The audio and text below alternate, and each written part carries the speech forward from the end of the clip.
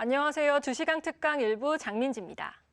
이번 주 미국 조 바이든 대통령의 취임식을 시작으로 블루웨이브 관련주에 관심이 쏠리고 있습니다. 이 같은 변화가 앞으로 세계 시장에 어떤 영향을 가져올지 궁금한데요. 또한 작년 4분기 어닝 시즌에 돌입한 우리 시장, 작년에 이어 올해 어떤 흐름이 이어질지 많은 분들이 주목하고 계십니다. 오늘 2시간 특강에서 유익한 정보 얻어가셔서 다음 주 성공 투자하시길 바랍니다. 그럼 2시간 특강 1부 박한필 파트너의 강의 지금 바로 시작합니다.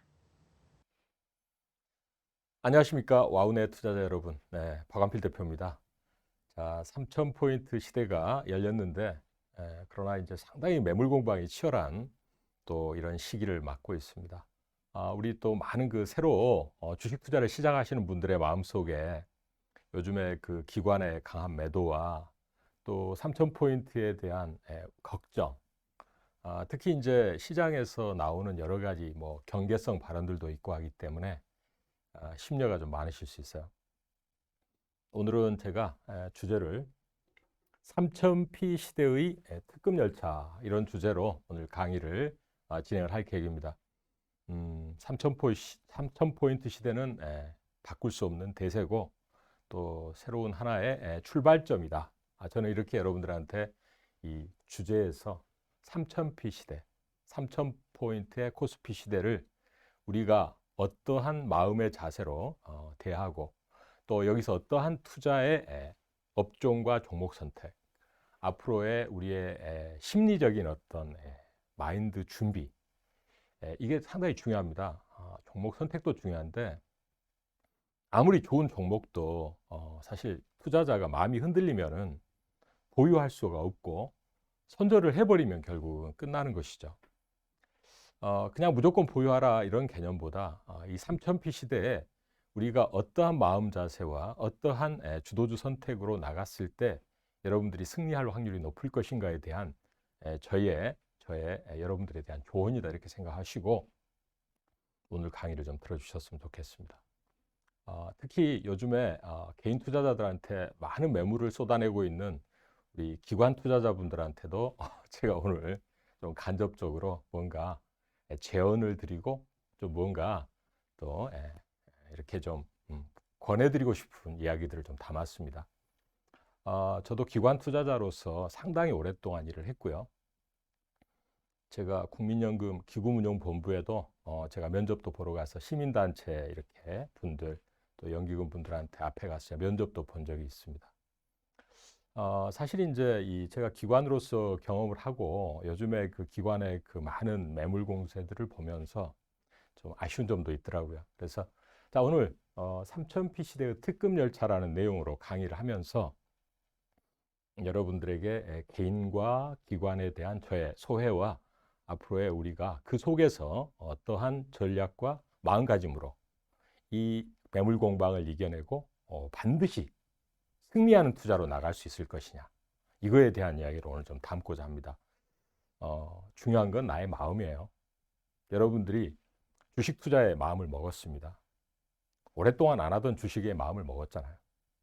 꼭 이기고 싶고 꼭 수익을 내고 싶으시죠. 거기에는 간단치 않은 많은 논리가 있습니다. 자, 기관의 논리, 그리고 우리 또 개인 투자자의 논리, 이거에 대해서 오늘 먼저 다뤄보도록 하겠습니다. 자, 심리에는 이기고자 하는 욕망이 있습니다. 승자승의 원리에 대해서 오늘 좀 먼저 말씀을 드리겠습니다. 투자라는 것은 사실 누가 잘 보느냐, 또 누가 잘 못 받느냐, 이거는 결론이 금방 나요. 가격이 오르고 내리면 바로바로 수익으로 손실로 나타납니다.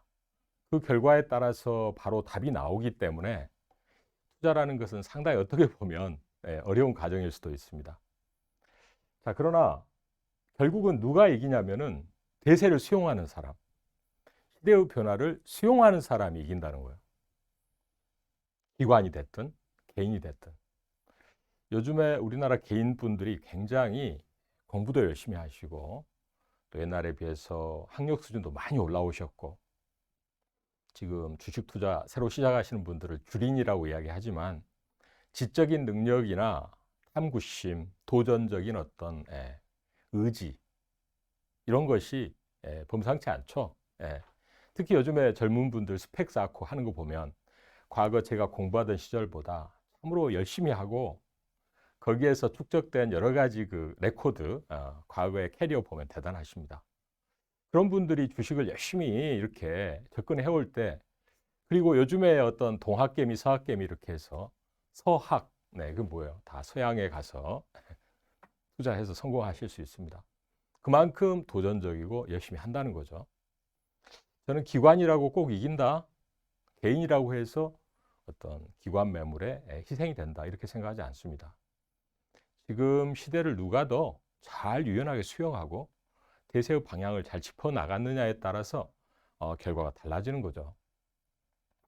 이번 상승세에서 삼성전자를 집중적으로 매수해서 성공을 거두고 계시는 우리 삼성전자 투자하시는 개인 투자자분들 축하드려요.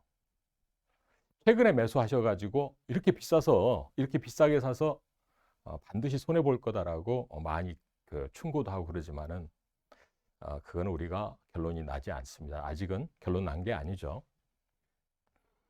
저는 3,000포인트 그리고 이 우리나라의 우량주가 변화의 추세가 형성되고 있다고 봅니다. 기관과 개인 간에 특히 이제 기관의 가장 주요한 논리는 과거의 관점에서 봐서 과거의 주가 수익 배율, PBR, 역시 주당 순자산 비율 이런 면에서 너무 좀 비싸다, 과하게 반영됐다, 속도가 빠르다 여러 가지 이야기합니다. 근데 이거는 이제 과거의 기준이죠. 과거의 기준입니다. 자, 원래 퍼라는 거는 뭐예요? 미래의 6개월이나 1년 후에 예상 예상 EPS가 중요합니다. 자꾸 우리가 이제 과거를 돌아보기 때문에 그 기준으로 보니까 자꾸 너무 비싸게 샀다 그러는데요.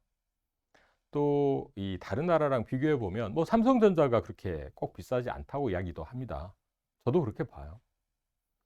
삼성전자가 새로운 사업을 확장해 나가고 있고 비메모리 또 바로 옆에 대만 반도체가 물론 업이 좀 더 안정적인 수익 모델을 갖고 있지만 퍼가 삼성전자보다 훨씬 높습니다. 그리고 미국의 이제 소프트웨어 기업과 비교하기는 좀 그렇지만은 뭐 아마존이나 애플, 구글 같은 기업은 뭐 삼성전자의 퍼보다 2배, 3배 이렇게 높아요.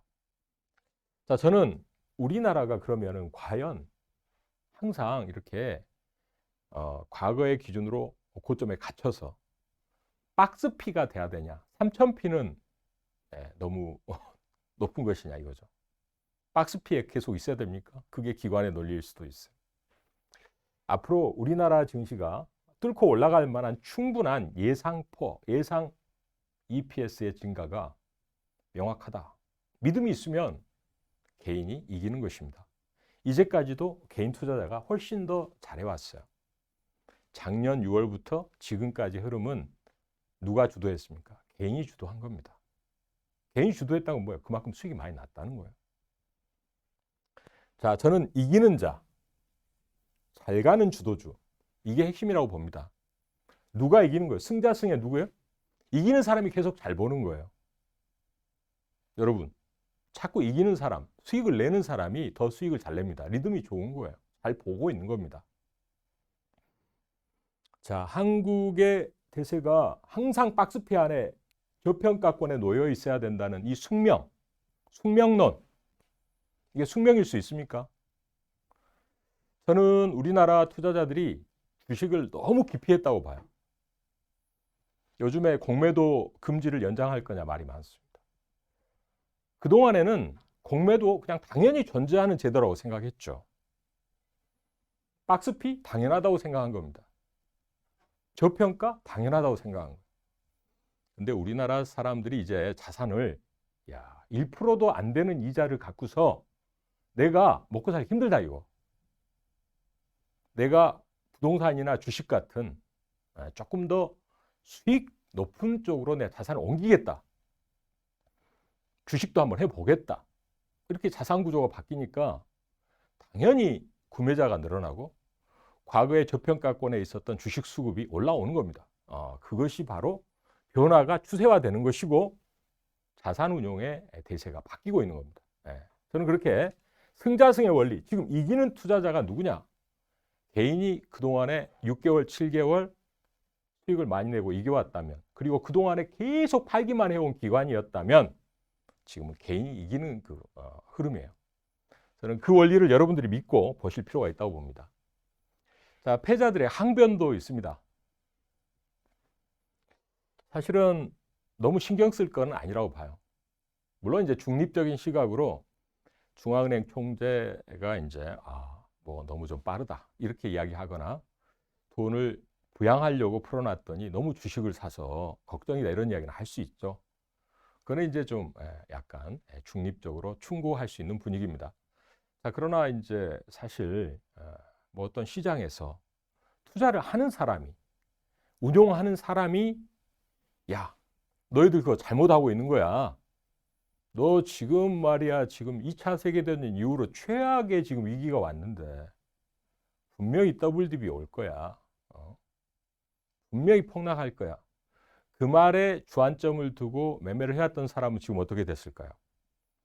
그 말에 편승해서 인버스 ETF를 샀다거나 선물을 매도했다거나 다 아웃됐을 겁니다. 패자들의 논리는 중간중간에 혹시 조정이 올 것 같을 때마다 등장해요. 물론 그 중에는 투자를 과거에 잘했던 투자의 대가들도 있을 것이고 또 요즘에 아주 돈들을 많이 이렇게 끌어모은 사람도 있을 수 있어요. 그러나 분명히 방향을 잘못 보고 있다면 잘못 보고 있는 것입니다. 대세를 역행하고 있으면 역행하고 있는 거예요. 자, 패자들의 논리, 즉 너무 비싸다, 흥분했다, 더블디 본다 이런 말들을 믿고 매매했다면 다 어마어마하게 기회 손실을 입고 너무나 마음에 힘든 시절을 겪고 있을 거예요. 지금도 신경 쓰지 마라 이렇게 말씀을 드리는 것은 마음의 평상심과 중립을 유지하라는 거예요. 너무 이 말에 신경 쓰면 나의 좋은 주식이 풍전등화하고 마음의 불안감 때문에 던지게 된다는 겁니다. 자, 무엇이 수익을 내줍니까? 무엇이 수익을 내줘요? 아까 말씀드렸죠. 시대의 변화, 이거를 먼저 읽고 또 좋은 주식을 선점하는 것입니다. 어차피 주식은 위험 자산이에요. 야, 뭐 이제 처음 투자하는 사람이 무슨 주식? 저희 한국경제TV 와우넷에서는 우리 새롭게 투자하시는 분들에게 처음에 상당히 미리 초보자의 교육도 받게 하고 또 여러분들에게 이제 투자에 적합한 사전 지식과 또 매매에 대한 어떤 여러 가지 세세한 리딩을 또 하도록 권하고 있습니다만, 자, 그러나 우리가 좀 숙련되거나 조금 투자를 하게 되면 결국은 뭡니까? 주식 투자는 뭐예요? 관리와 대응의 영역인 것입니다. 투자를 하면서 너무 주저하거나 무서워하면 뭐 간만 떠본다, 발만 살짝 담궈본다. 그렇게 해갖고 어떻게 투자가 되겠습니까? 그런 것은 사실 투자를 위험하다 그래서 자꾸 이렇게 한번 조금씩만 해보는 것밖에 안 되는데 그렇게 해갖고는 대세 어떤 여러분의 계좌에 투자에 의미 있는 성과가 안 나오겠죠. 결국은 주식은 위험 자산이고 그에 적합한 위험을 부담하면서 자신의 종목과 계좌를 위험을 적절한 수준에서 내가 끊을 수 있다. 딱 관리한다. 그리고 내가 대응할 수 있다. 모든 것은 다 마찬가지예요. 모든 것은 다 사업에, 주식도 하나의 투자 사업입니다. 사업이 더 이상 여기서 내가 힘들겠다고 딱 접는 것처럼 주식도 이 주식이 내가 여기서는 끊어야 되겠다. 끊어야죠. 그럼 되는 겁니다. 그거에 대한 자신감이 없기 때문에 물론 손해보고 매도하는 게 쉽지는 않죠. 의사결정이. 그러나 그런 자세가 여러분들한테 있어야 주식 투자가 제대로 이제 시작되는 겁니다. 그런 자세가 갖춰져 있지 않으면 여러분은 굉장히 큰 위험을 지고 통제가 불가능한 상태로 갈 수가 있습니다. 자, 제가 이제 방금 전에 패자들의 그 항변과 논리를 말씀을 드렸는데요. 자, 나스닥 랠리가 진행되어 오면서 얼마나 많은 이런 변명과 항변들이 있었는지 몰라요. 자, 가장 먼저 이제 2019년 초 이때만 해도 미국과 중국 간의 무역 전쟁. 이때 파월 의장이 막 취임을 해서 금리도 올리고 뭐 관세도 있고 그래서 악재가 잔뜩 대기해 있기 때문에 절대 올라갈 수 없다. 또 금리까지 올리니까 폭락을 했었습니다. 자, 그러나 다 이겨내고 이렇게 올랐어요. 그 당시에도 무수한 조언이 있었고 하지 마라. 조심해야 돼. 이번에 코로나 세계 2차 대전보다 더 심하다고 그랬죠. 결국은 올라와도 더블 디브 온다 그랬어요. 어떻게 됐어요? 또 올랐죠. 이번에 트럼프 대통령이 이제 전 대통령이지만 대선에 불복할지도 모른다. 대선 불확실성. 그걸로 해서 또 얼마나 흔들었습니까, 여기서? 이렇게 이제 큰 조정이 오면 이 큰 조정의 의미는 하나입니다. 큰 손바뀜이 됐다는 거예요. 누군가 엄청 싸게 샀다는 겁니다. 누군가는 하염없이 싸게 또 팔았겠죠. 자, 엄청 싸게 샀다. 아주 저가에 샀다. 절대 저가에 사신 분들은 갈 때까지 가보는 겁니다. 너무 자기가 단가가 싸니까. 잘 안 팔죠. 그럼 거꾸로 어떻게 됩니까? 그 바닥에다 많은 금액을 던진 그런 손절을 한 사람들은 두고두고 자기가 매도했던 가격을 아쉬워하면서 계속 매수 타이밍을 한번 기다려보지만 어때요? 어렵습니다. 결국 승자승의 원리가 계속 작동하고 있는 것입니다. 자, 테슬라의 공매도가 또 얼마나 시끄러웠나요? 제가 이런 이야기를 말씀드리는 건 심리 때문에요. 시장의 심리, 매수자와 매도자의 심리. 지금 우리 개인 투자자분들이 들어오셔서 심리적으로 쫓길 수가 있어요. 지금 테슬라를 운영하는 이제 앨런 머스크, 상당히 괴짜잖아요. 여기 보시면은 쫙 위에 선이 있습니다. 이걸 뚫지 못하고 계속 시장에서 공매도가 어마어마하게 형성이 됐습니다. 결국 망한다. 현금 흐름이 고갈될 것이다. 차량을 인도를 제대로 다 못해서 결국은 보조금 받고 먹고 사는 건데 어디까지 가겠냐. 지금 1년에 50만 대를 인도하기로 세웠던 목표도 달성하고 이제는 전 세계에서 물론 테슬라를 여전히 고평가되고 너무 빨리 가장 문제가 되는 주식이라고 이야기도 합니다. 자, 그러나 현금 고갈 됐습니까? 물론 버블일 수도 있죠. 자, 우리는 투자자가 과거에도 올라가는 아마존이나 구글이나 어떤 주식도 다 퍼가 너무 높고 또 버블이라고 그랬어요. 퍼가 100이고 200이고 또 퍼가 없는 적자 상태에 있는 기업도 성장하면서 올라왔다. 지금 우리가 이야기할 수 없는 것은 뭐냐면 테슬라가 결국 미래에 어느 정도의 가치를 구현해낼 거냐라는 것을 꾸준히 바라보면서 가야 되는 거지 그거를 자기 잣대로 미리 이 정도밖에 못 벌 것이고 이 정도 선에서 브레이크가 걸릴 거라는 전제 하에서 보는 것은 자기 자신을 중심으로 그 주식을 너무 판단을 하고 있는 것입니다. 고정관념. 결국은 시장 중심으로 바라봐야 되는데 내 생각대로 바라보는 분들이 시장에서 이런 공매도라든가 또 지나친 아집에 고전하고 또 크게 손실을 입습니다. 가령 이 주식을 공매도로 해가지고 손절을 안 하고 있다 그러면 얼마나 많은 타격을 입었겠습니까? 자, 겸손과 순응도 저는 투자의 왕도다 이렇게 좀 말씀을 드립니다.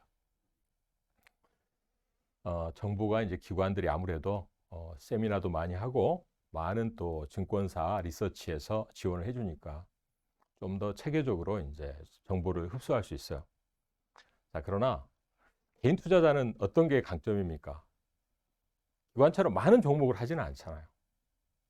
자기 종목에 대해서 연구를 열심히 하고 특히 과거보다 정보를 제공해주는 물론 우리 와우넷처럼 또 내지는 이제 유튜브에 많은 그 채널들이 개인들한테 자기 종목에 있어서만큼은 기관만큼까지는 어떨지 몰라도 거의 비슷한 수준까지도 우리가 정보를 취합해서 물론 판단 능력은 조금 떨어질 수 있죠. 트레이닝이 덜 됐으니까. 자, 그러나 과거의 정보의 비대칭성이다. 일방적으로 정보가 부족하고 일방적으로 딸린다 힘이. 이런 시대는 지나간 겁니다.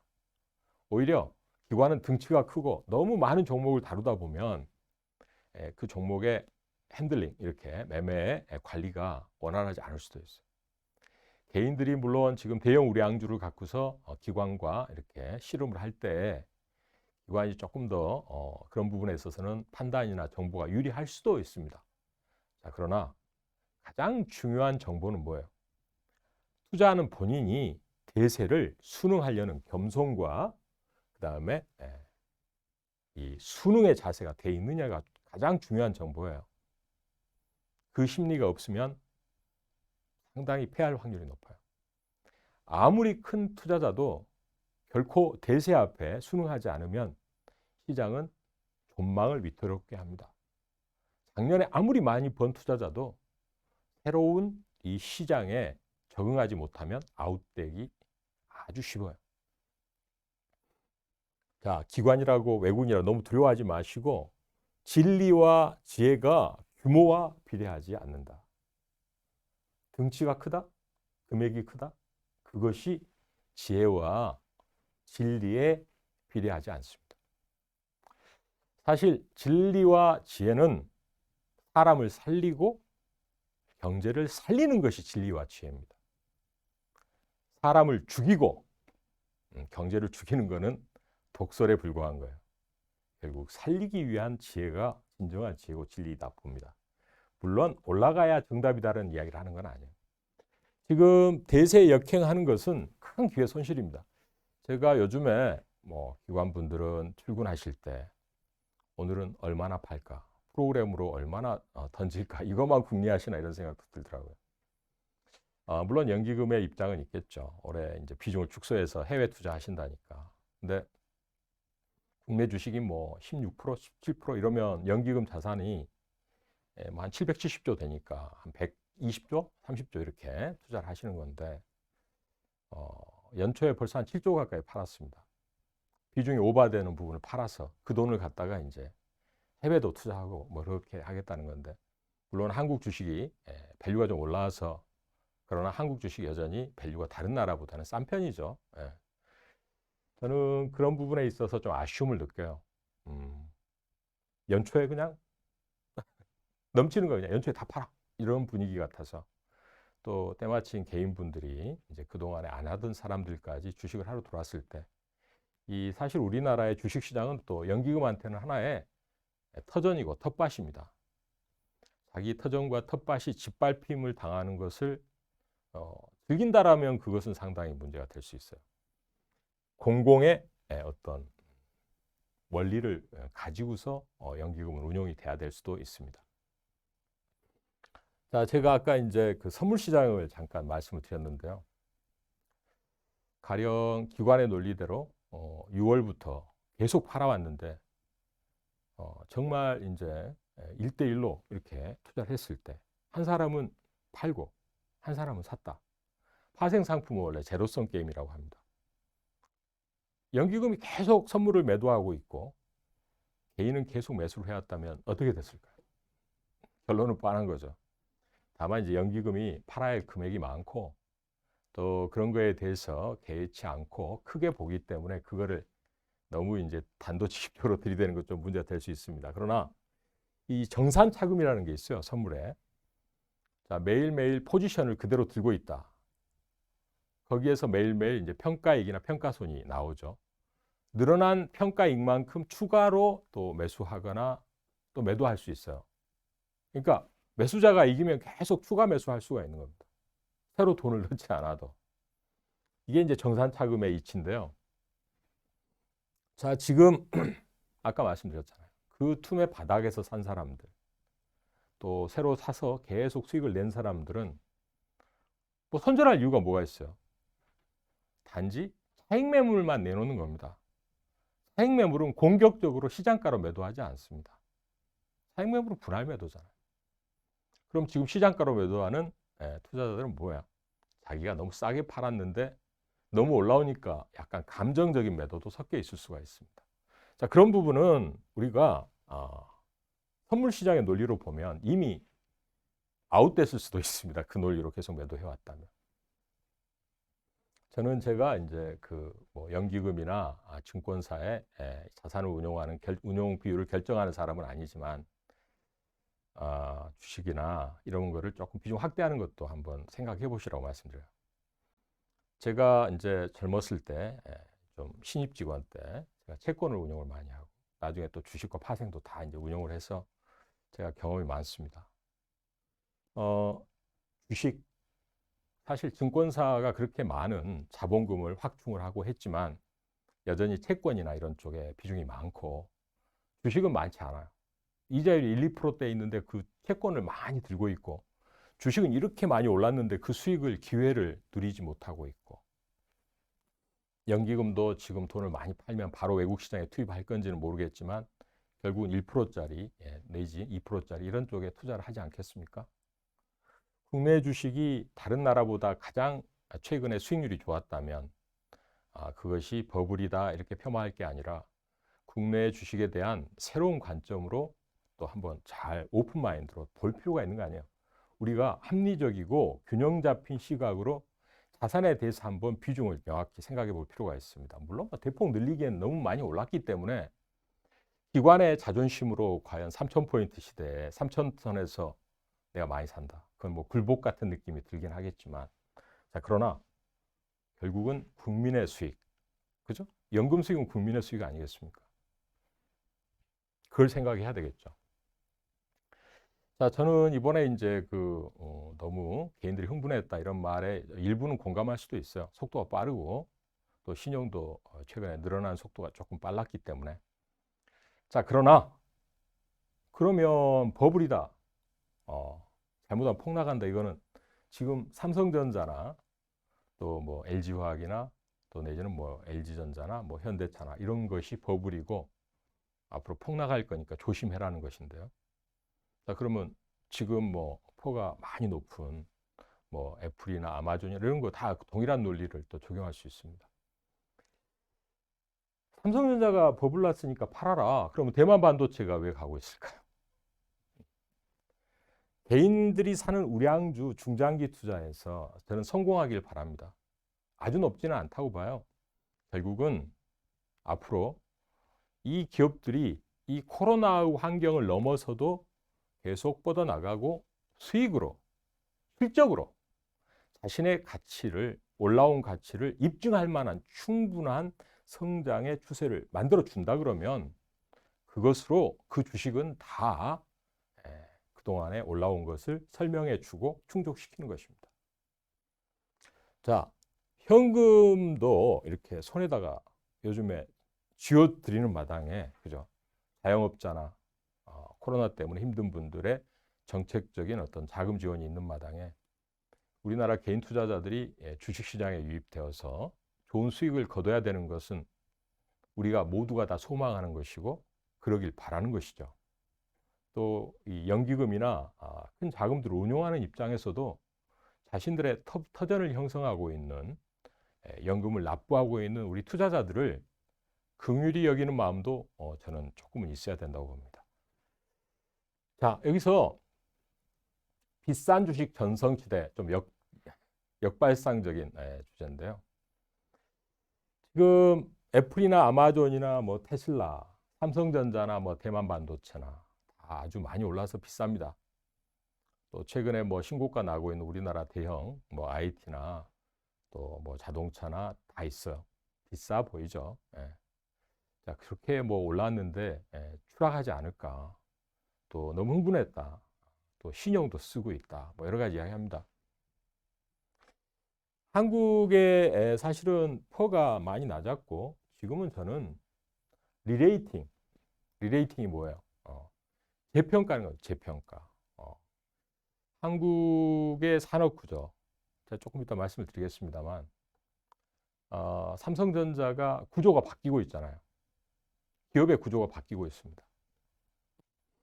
그리고 또 하나 중요한 것은 주식을 바라보는 우리나라 가계와 개인들의 시각과 자산 구성도 바뀌고 있습니다. 자, 그러니까 재평가를 해야 돼요, 시장을. 재평가해야 되는데 재평가 안 하려고 그러죠. 공매도도 그냥 옛날대로 하려고 하고. 그런 건 문제입니다. 문제예요. 저는 한국이 아주 매력적인 산업 구조를 갖고 있다는 것을 이 코로나를 통해서 너무나 우리가 발견하게 됐다는 거예요. 그래서 그 이야기를 좀 더 드리겠습니다. 자, 한국의 PER의 재평가 이렇게 이제 제가 정했는데요. 한국의 IT, BT 바이오죠. 그다음에 CT. 이 세 개의 산업, CT는 이제 컨텐츠, BT는 바이오, IT 이렇게 이제 이 세 개의 산업은 원래 이제 좀 성장 산업이고 퍼가 높잖아요. 우리나라 전체 시가총액의 65% 가까이를 이 산업이 차지하고 있다고 최근에 이제 제가 이렇게 봤어요. 분석 자료를. 자, 이 기업들의 퍼는 성장하니까 좀 어떻게 보면 약간 고무줄식으로 늘렸다, 줄였다 할 수 있습니다. 근데 이제 성장하는 게 확인이 되면 그 퍼는 쭉쭉쭉쭉쭉 올라가는 거예요. 그것을 시장이 인정해 주느냐?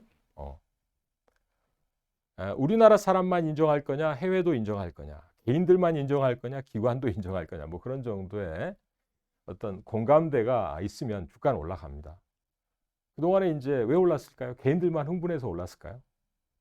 기관들도 일정 부분 이제 동조해서 올라온 부분이고, 또 증권사에서도 리포팅이 다 올라온 부분이고, 해외에서도 다 마찬가지예요. 한국이 반도체, 그죠? 또 이번에 코로나에 대응한 우리나라 헬스케어, 그다음에 역시 기생충과 뭐 방탄소년단과 같은 문화산업, 이것을 누가 인정하지 않을 수가 있어요? 이거 객관적으로 다 인정할 수밖에 없지 않습니까? 그 성장성을. 자, 이러한 이 코로나와 디지털 혁명을 타고 등장한 한국의 이 강점, 서구 유럽 쪽에서도 이탈리아에서 우리나라 취재해 왔다고 할 정도로 한국에 대한 어떤 새로운 재발견들이 자본시장에서 이루어지고 있다. 이것은 뭐 당연히 여러분도 다 읽으셨을 겁니다. 한국이 단지 개인들이 흥분해서 주식을 하고 있는 것이 아니다. 지금 전 세계가 디지털 혁명 때문에 반도체가 없어서 못 팔고, 차량을 제조하고 싶어도 차량용 반도체가 없다. 아시잖아요. 자, 상승 속도는 문제가 있을 수가 있어요. 상승 속도는. 근데 이격 해소 정도로 보는 게 맞지. 기관이 팔았으니까 기관이 싸게 살 때까지 사서는 안 된다. 기관이 그러면은 뭐 2,300선부터 팔았는데 그러면 뭐 평균 2,500을 팔았다. 2,500포인트. 2,500이 뭡니까? 그건 모르지만, 그것은 아니라고. 자, 가계 자산의 구조가 변하고 또 수익률을 이제는 나 1%짜리 만족 못한다. 삼성전자도 5, 60%가 올라가는 이 마당에 내가 1%짜리 예금에 안주한다? 물론 높게 들어와서 좀 고생할 수가 있기 때문에, 또 빚을 내서 또 투자하는 분들도 있기 때문에 약간 그럴 수는 있습니다. 걱정해 줄 수는 있어요. 그러나 주식을 밑에다가 너무 싸게 던져버린 기관들도 조금은 우리가 돌아봐야 됩니다. 자, 저는 여러분에게 이 주마가편의 시대에 달리는 이 말들이 과열이고 버블이고 조심해야 되고, 이거보다 이 변화에 우리가 순응하고 그 변화 속에서 내가 성공하고 싶은 욕구, 그 열망이 이루어지는 것이 중요한 것입니다. 지금 LG전자, LG화학, LG그룹주가 최근에 상당히 두각을 나타내고 있습니다. 테슬라가 전 세계를 또 강타하고 있죠. 뭡니까? 변화와 혁신. 그 DNA, 그거를 누구나 다 인정합니다. 인정해요. 이 혁신을 누가 먼저 인정하고 주식으로 투자해서 수익을 만들어낸 그 결과, 그것이 정말 우리 투자하시는 분들한테 변화와 혁신의 마인드죠.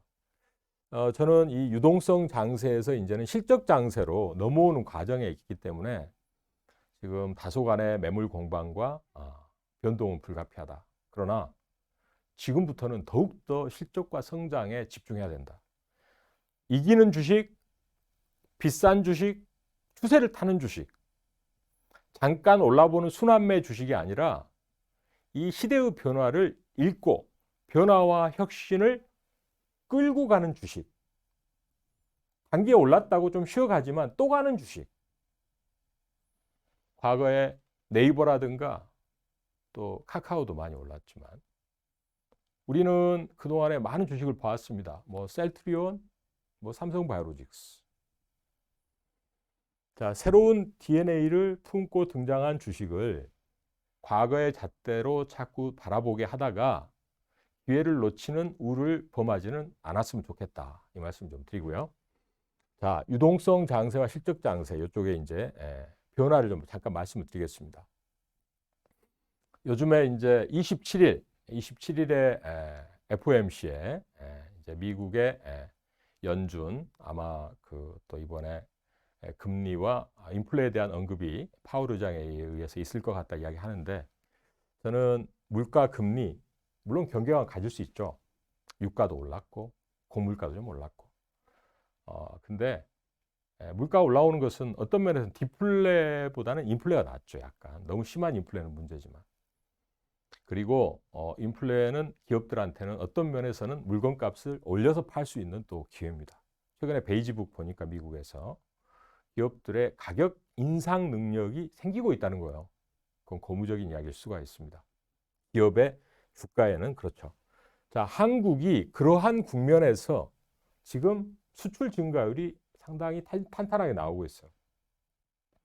바로 이것이 이제 그냥 코로나 때문에 허덕거리던 거기에 돈을 퍼부었던 국면에서 이제는 선별적으로 자생적으로 올라오는 어떤 흐름들이 나타나서 좀 씩씩하게 올라오는 단계. 물가나 금리가 좀 올라도 그런 걸 극복하고 그리고 물건값을 자기 원재료 값이 올라온 것만큼 물건값을 인상할 수 있다. 전가할 수 있는 기업. 이런 기업은 금리와 물가가 올라도 잘 따라서 올라갈 수가 있어요. 그러니까 저는 이 미국과 중국의 제조 지수가 호조를 보이고 있는 이 상황에서 너무 쫄지 말자. 이 말씀을 좀 당부드리고 싶고요. 자, 그래서 이 금리가 미국채 금리 10년 만기 국채 금리입니다. 이게 이제 3%에 있던 금리가 엄청나게 내려왔는데요. 내려오고 나서 지금 여기에 머무르고 있어요. 이게 중요한 구간이에요. 이 반전율, 제가 이제 강의하는 반전율로 체크했을 때 하락폭의 여기가 어디입니까? 하락폭의 2분의 1 구간, 또 이 중기 고점으로부터 하락폭의 3분의 2 구간, 이 중첩된 저항 구간이 여기가 얼마냐면 이제 11.3에서 11.4%, 1.13에서 1.14%. 이 지금 10이라는 것은 곱하기 10을 해놓은 겁니다. 여기가 이제 약간 공방인데요. 이건 넘어가도 뭐 큰 문제는 없어요. 속도도 뭐 그렇게 빠르진 않을 겁니다. 자, 그래서 이런 정도에서 좀 다투고 있기 때문에 조금은 이제 신경을 쓰는 거죠. 자, 그러나 1%대 이자가 뭐 그렇게 높은 이자인가요? 크게 1% 정도가 많은 이자인가요? 높지 않습니다. 너무 신경을 좀 과민하게 쓰고 있고 구리 가격도 좀 올라오긴 올라왔어요. 원자재 값이 좀 여기를 좀 넘어섰지만 뭐 이런 정도 올라왔어도 이거 전가할 수 있는 기업은 또 전가하면 되는 거예요. 이것은 어떤 면에서는 경기가 살아나고 있다는 반증일 수도 있기 때문에 과도하게 악재로만 평가할 건 아닙니다. 자, 옐런 지금 미국 재무장관 이제 내정자도 추가 재정 부양 없으면 장기 침체. 예. 그래서 결국은 이제 그 부양과 파월 의장도 지금 출구 전략, 돈을 뭐 빨아들이는 전략은 고려하지 않겠다라는 걸 딱 말을 했어요. 자, 인민은행에서도 마찬가지, 중국 인민은행에서도 경제를 지원하는 정책을 계속 유지하겠다. 이렇게 이야기를 하고 있습니다. 자, 그래서 자, 테슬라를 아까 말씀을 드렸는데 이제는 테슬라가 친환경의 아이콘으로 부각되고 과거의 버블의 상징에서 혁신의 총화로 그리고 소프트웨어와 녹색 성장, 그린, 친환경과 또 우주 산업의 스페이스X와 그다음에 자동차를 이제는 단지 운반 수단이 아니라 그 안에서 자율주행 기술을 통해서 많은 운전자가 전자상거래도 하고 또 컨텐츠도 감상하는 이러한 플랫폼 사업자로 변화를 하는 테슬라. 과거에는 공매도의 타겟이고 버블의 상징이었는데 이 변화에 순응하는 이 테슬라의 혁신이 시대를 앞서가면서 이 코로나 환경에 더욱더 부각이 되고 있다고 보시면 되겠죠. 자, 그래서 이 테슬라의 행진과 함께 이를 따르는 많은 기업들이 등장하고 있습니다. 자, 테슬라는 역시 아까 말씀드린 대로 자동차가 단지 운반 수단이 아니라 그 안에서 많은 컨텐츠와 전자상거래와 이런 것들을 하면서 자동차는 이제 주거 환경과 또 운반하는 이 과정도 하나의 움직이는 주거 환경으로 바꿀 수가 있는 것이죠. 자, 그래서 그 안에서 구매하는 활동, 거기에 나타나는 이제 운전자들을 회원으로 생각하시면 되죠. 인터넷 역시 가입하면 회원이 되지 않습니까? 자, 테슬라의 자동차 회원? 자동차 회사가 그렇게 바뀌고 있는 겁니다. 자, 인공위성을 쏘아 올려서 전 세계를 커버하는 많은 인공위성으로 자율주행과 컨텐츠와 네트워크를 구성해서 상시 테슬라의 환경하에 머무르게 하겠다는 거죠.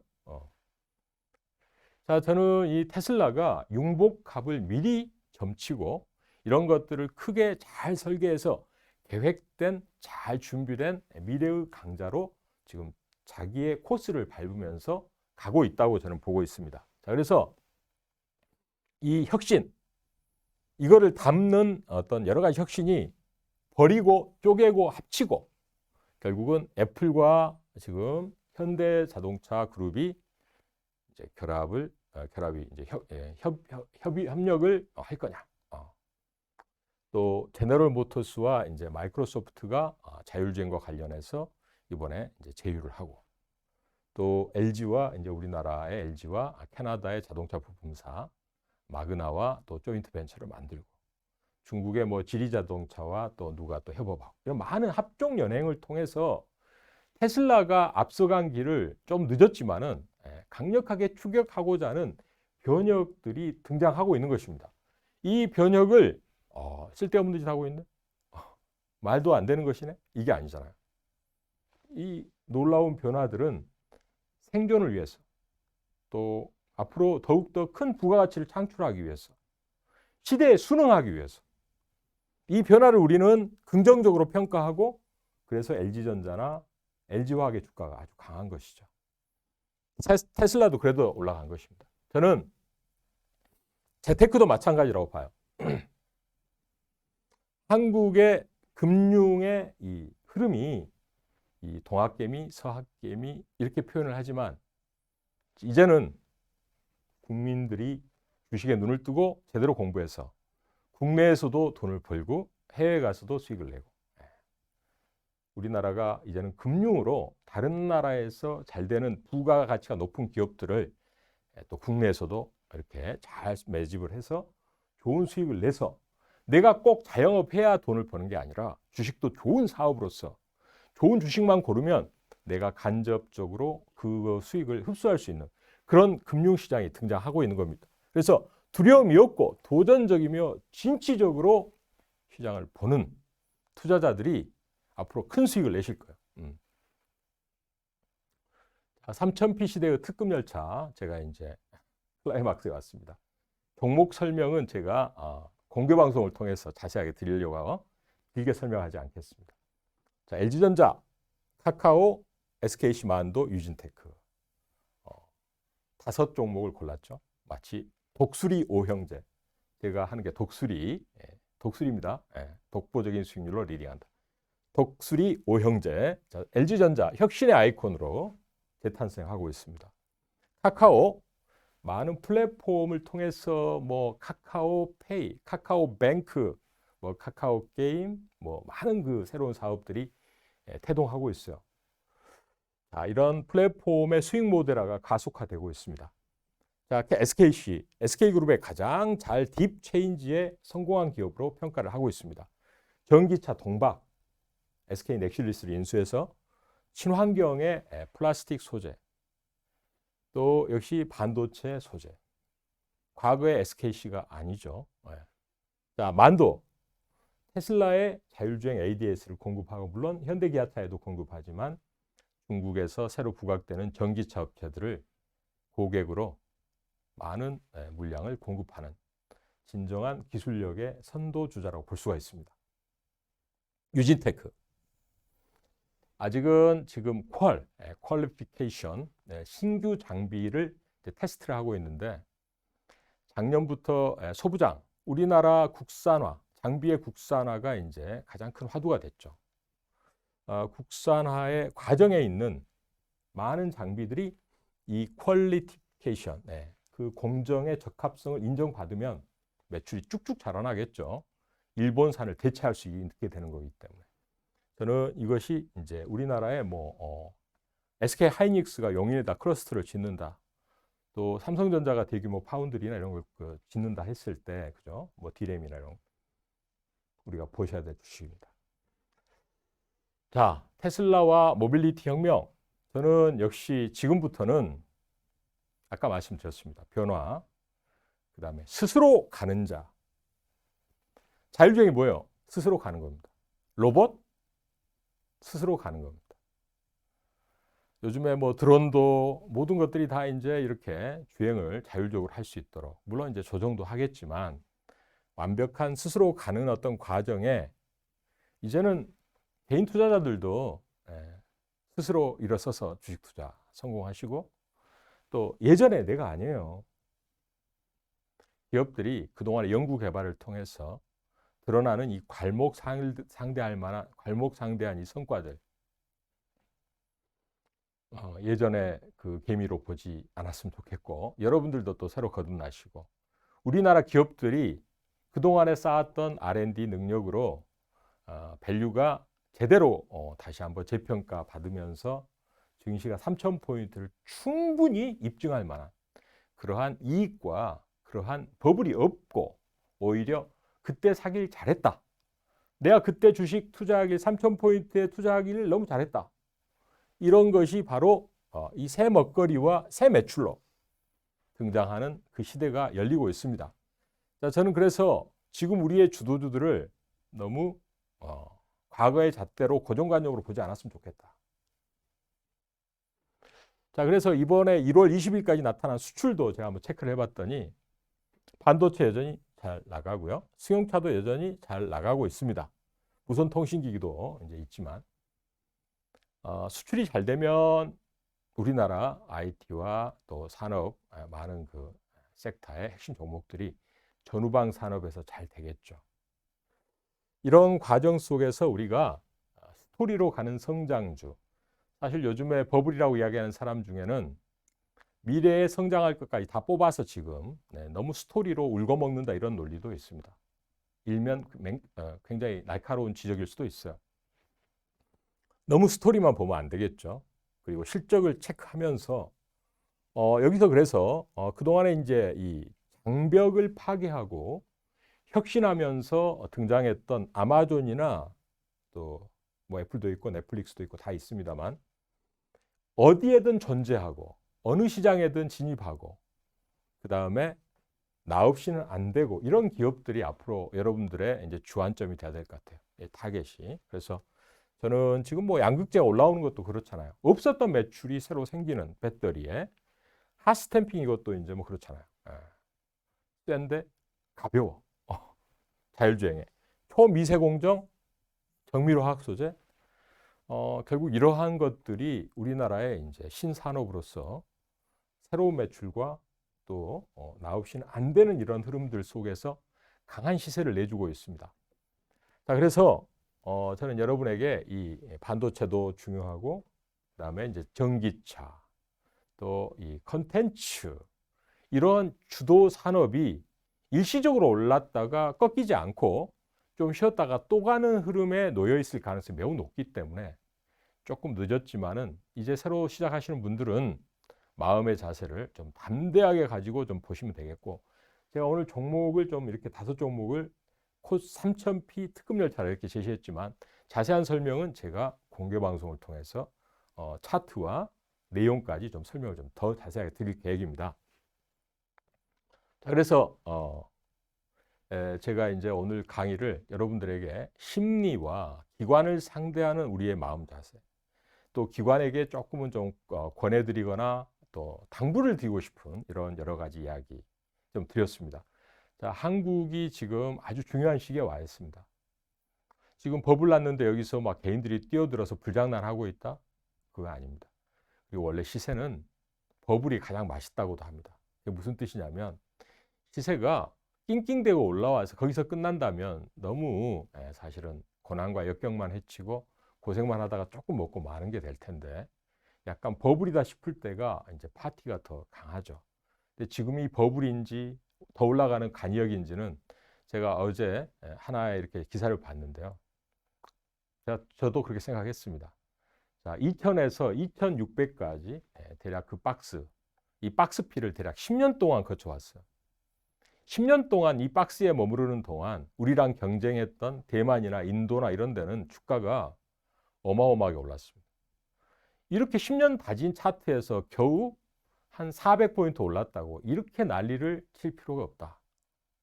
그리고 우리나라 산업 구조가 아주 좋아졌다. 이거 말씀을 드렸죠. 자신감을 가지세요. 기술적 분석상으로도 이 정도에서 크게 문제가 안 됩니다. 오픈 마인드로 종목을 잘 선별하면 지금은 그렇게 두렵지 않다. 종목을 좀 과하게 선정했을 때 나타날 수 있는 우려가 있지만 요즘에 개인들이 얼마나 우량주를 선호하고 마치 기관이 해야 될 선택을 하고 있는 것 같아요. 자, 저는 그래서 우리가 반도체와 디지털 혁명, 그리고 또 전기차, 또 우리나라의 이제 컨텐츠와 이런 산업들이 성장 산업으로서 전 세계에 강한 인상과 그다음에 많은 투자자들을 끌어들일 수 있는 진정한 강자로서 우리 그 많은 와우넷 투자자 여러분과 또 새로 들어오는 동학개미 여러분에게 진정한 불을 안겨주고 미래에 여러분들의 노후 대책에도 큰 도움이 되는 그러한 시장이 화려하게 열렸으면 좋겠습니다. 기관들도 이제는 좀 매물을 어느 정도 저는 좀 물어보고 싶어요. 우리 연기금 언제까지 팔 겁니까? 대략 얼마 팔 건지 좀 알려줘 보세요. 그러면 좀 어떻게 전략을 좀 세워보게. 사실 뭐 다들 뭐 이렇게 카드를 보여주지 않고 나름대로 열심히 하고 있겠지만 시장은 협력하여 선을 이루기 위해서 좋은 방향으로 결론이 나고 그랬으면 좋겠습니다. 자, 지금 뭐 미국 같은 데서는 사실 파월 의장은 걱정하지 마라 이렇게 이야기하잖아요. 우리가 어지간하면 잘 이렇게 좀 긴축은 최대한 미루겠다. 국내 그 많은 자영업자들이 힘들어하고 코로나에 힘들어하고 있습니다. 사실 이제까지는 자기 스스로 어떤 가게도 하고 많은 그 이제 뭐 음식료라든가 자영업을 했어요. 근데 지금 이렇게 주식시장에 들어와 보니 자기가 자영업을 하는 것보다 거기에 들어갔던 내 개인 자금보다 주식시장에서 돈을 잘 버는 기업이 많고 훌륭한 기업이 많다는 걸 알았을 때는 자영업보다 훌륭한 투자자들이 그 자금을 주식에다가 넣는 건 자연스러운 현상일 수가 있습니다. 우리나라 투자자가 예금에다 넣어놨던 그 싼 이자에 대해서도 새롭게 생각하게 된 거죠. 이것은 매우 자연스럽고 합리적인 자산 구조의 변화 과정이다. 그리고 우리나라 기업들의 주가 흐름이 또 앞으로 이 3000P 시대가 정말 강한 새로운 출발의 어떤 도약의 플랫폼이라고 하면 우리의 주식시장은 정말 양질의 자금과 중장기 수급의 놀라운 발판을 마련하고 있는 것입니다. 여기에서 실패하면 안 됩니다. 저희 이제 유료 회원님들의 이 매매 후기를 잠깐 소개를 드리겠습니다. 여기에 이제 우리 성공투자 21님이라고 계시는데요. 여기 보시면 2021년 올해죠. 1월 1일부터 대략 이제 한 3주 지났는데 물론 약간 레버리지를 이용하셨다 그래요. 뭐 신용을 좀 쓰셨는지 그런 것 같은데요.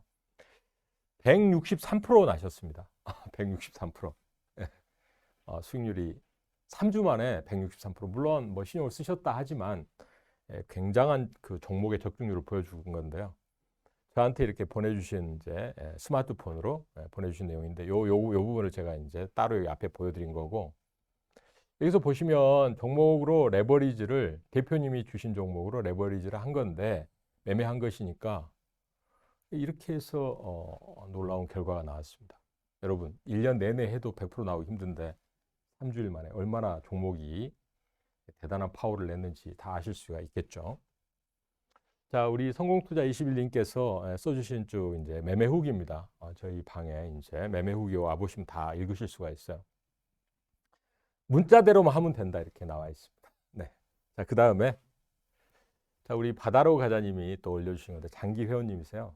길게. 근데 이게 보시면은 이제 작년 2020년 7월, 8월, 9월, 10월 쭉 월별로 여기가 이 동그라미 쳐 있는 데가 이게 월별 수익률이에요. 계좌 수익률. 7월에 91%입니다. 그다음에 8월에 47%, 9월에 19%, 10월에 20%, 그죠? 그다음에 이제 11월에 30%, 12월에 45%. 1월도 아마 대단하실 거예요. 월별 수익률이에요. 이거를 이렇게 캡처를 보내주시고 또 이걸 다시 한번 강조하게 이렇게 이게 운 좋게 수익이 많이 나오기도 했지만 누적 수익률이 아니고 월별 수익률이다. 이게 월별 계좌 수익률이 이렇다는 겁니다. 합산을 한번 해보시죠. 자, 이번에는 이제 우리 커리지님 오래되신 분의 장기 회원님이신데요. 자, 작년 12월 24일부터 1월 22일까지 한 달 정도의 시간 동안 수익 내신 게 7,500만 원. 물론 이제 계좌가 한 3억대 이렇게 되시는 것 같아요. 그러나 이 금액을 보시면 불과 한 달 사이에 20%의 계좌 수익이 나는 걸 아실 수 있죠. 직장 생활을 하시면서 이렇게 나셨습니다. 자, 우리 커리지님께서 써주신 글들은 매매 후기에 와 보시면 다 나와 있는데요. 역시 이제 일과 시간 바쁜데 이렇게 재테크 잘 하셔서 잘하고 계시니까 너무 감사드립니다. 예. 자, 그다음에 이제 우리 굿 인베스트님 역시 이제 오신 지가 많이 되지는 않았는데 6월 22일부터 12월 초까지 대략 한 5, 6개월 만에 여기 보시면 평가이익이 얼마예요? 3억 2,500을 벌었습니다. 그럼 월별로 6천씩 벌어들인 거죠. 지금도 이제 속도가 아주 빠르실 것 같은데 제가 오늘 이제 이렇게 회원님들의 직접 본인들이 수익을 내시고 후기를 다 올리셨습니다. 후기를 다 올리시고 이것이 이제 정말 그 평균적으로 놀라운 속도로 진행되고 있는 우리 스마트 리포트의 회원님들의 계좌와 또 매매 이거를 좀 보여드리면서 우리 많은 그 투자자분들께서도 이런 수익은 여러분에게도 다 문자대로만 하면 다 가능하고 리딩대로만 하면 가능한 독보적인 수익률로 리딩하는 독수리 회원님들 스마트 리포트의 강한 비전과 또 현재 나타나고 있는 수익의 현 주소입니다. 여러분들도 이 한번 그 도전하고 과감하게 손을 내밀 때 가능한 것이죠. 혼자 하기 어려울 때 특히 심리가 잘 어려워요. 기관이 막 때려대고 막 폭락을 시키고 이럴 때 심리가 얼마나 두렵습니까? 그걸 이겨낼 수 있는 투자, 그걸 이겨낼 수 있는 종목, 그리고 계좌가 한 단계씩 점프해 나가면서 누리는 그 놀라운 속도를 직접 회원들의 계좌를 통해서 확인하셨습니다. 자, 오늘 유튜브 강의와 또 이렇게 이제 우리 회원님들에 대한 후기까지 설명을 드렸는데 투자라는 것은 결국은 하나의 과정입니다. 팀워크이고 또 주식을 바라보는 나의 자세, 마인드가 참 중요한 것 같아요. 지금 3000P 시대 이 특급 열차와 같은 놀라운 행진들을 여러분들이 제대로 수익으로 흡수하기 위해서 어떤 자세와 어떤 주식을 바라볼 것이냐에 대한 강의 제가 오늘 드렸습니다. 자, 여러분 크게 결실하는 2021년 되시고 항상 건강과 함께 여러분의 수익도 넘쳐나시기를 기원드립니다. 고맙습니다. 오늘 강의 어떠셨나요? 아쉽지만 박한필 파트너의 강의는 여기까지입니다. 혹시 방송이 짧아 아쉬우신 분들을 위해 온라인 무료 특강 준비했습니다. 박한필 파트너의 온라인 무료 특강은 와우넷 홈페이지에서 참여하실 수 있습니다. 특강을 통해 유익한 정보 얻어가시길 바랍니다. 이어지는 2부에서는 이경락 파트너의 강의가 준비되어 있으니까요. 이어지는 2부도 많은 시청 바랍니다.